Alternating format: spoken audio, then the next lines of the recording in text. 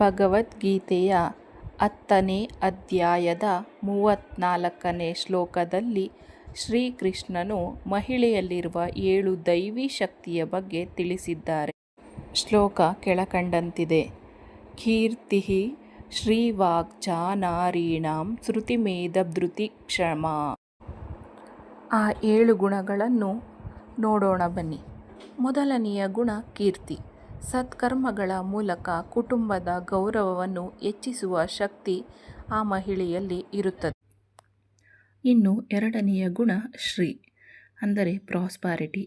ಕೇವಲ ಹಣವಲ್ಲ, ಮನೆಯಲ್ಲಿ ಮಂಗಳಕರ ವಾತಾವರಣ ಮತ್ತು ಐಶ್ವರ್ಯವನ್ನು ನೆಲೆಸುವಂತೆ ಮಾಡುವ ಸೌಂದರ್ಯ ಮತ್ತು ಚೈತನ್ಯವನ್ನು ಆ ಮಹಿಳೆ ಹೊಂದಿರುತ್ತಾರೆ.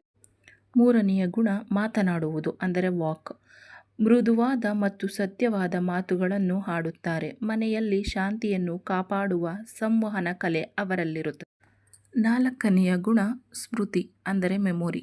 ಸಂಪ್ರದಾಯಗಳು, ಮೌಲ್ಯಗಳು ಮತ್ತು ಕಲಿತ ಪಾಠಗಳನ್ನು ನೆನಪಿನಲ್ಲಿಟ್ಟುಕೊಂಡು ಕುಟುಂಬವನ್ನು ಮುನ್ನಡೆಸುವ ಜ್ಞಾಪಕ ಶಕ್ತಿ ಅವರಲ್ಲಿರುತ್ತದೆ.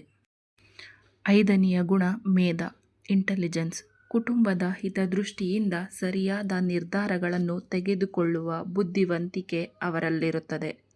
ಆರನೆಯ ಗುಣ ಧೃತಿ ಅಂದರೆ ಕಷ್ಟಕಾಲದಲ್ಲಿ ಎದೆಗುಂದದೆ ಕುಟುಂಬಕ್ಕೆ ಆಧಾರವಾಗಿ ನಿಲ್ಲುವ ಧೈರ್ಯ ಮತ್ತು ಸ್ಥಿರತೆಯನ್ನು ಹೊಂದಿರುತ್ತಾರೆ.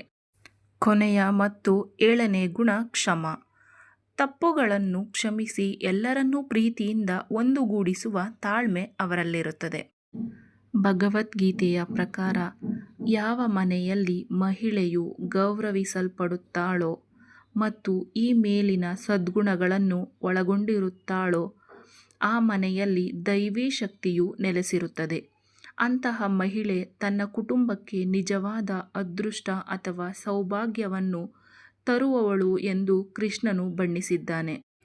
ಒಮ್ಮೆ ಇದನ್ನು ತಿಳಿದುಕೊಂಡ ನಂತರ ನಮ್ಮಲ್ಲಿರುವ ಗುಣಗಳು ಯಾವುವು ಎಂಬುದನ್ನು ಪರೀಕ್ಷಿಸಿಕೊಳ್ಳೋಣ ಮತ್ತು ಇಲ್ಲದಿರುವ ಗುಣಗಳನ್ನು ಹೊಸದಾಗಿ ಅಳವಡಿಸಿಕೊಳ್ಳೋಣ.